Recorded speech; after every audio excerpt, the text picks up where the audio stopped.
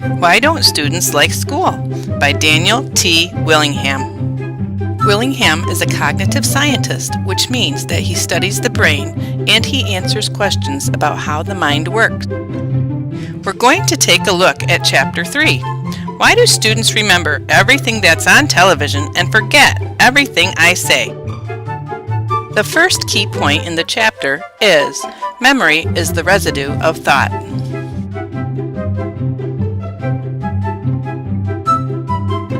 Memory is the residue of knowledge. New information goes into working memory, but the goal is to shift thoughts to long-term memory.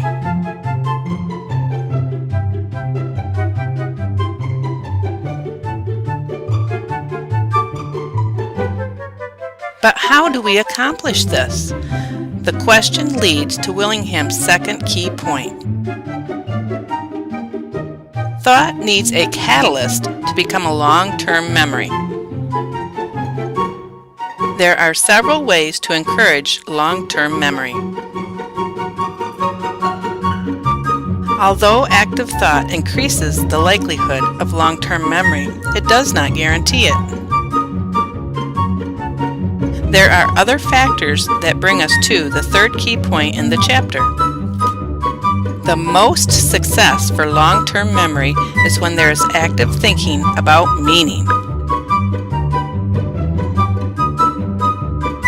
One way to achieve meaning is to use prior knowledge.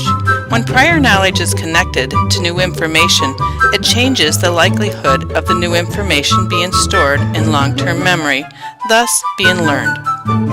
Understanding cognition can help educators help students.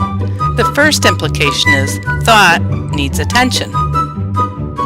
But beware, the attention grabber needs to be meaningful and not detract from the goal of the lesson. Treat the attention grabber as a hook to introduce a lesson, but don't make it the focus.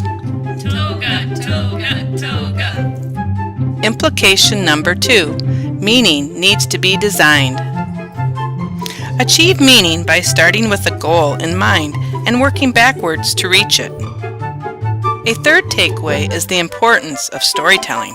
Humans naturally respond to storytelling. Multiple elements make storytelling universal and lead to a high success rate for student learning.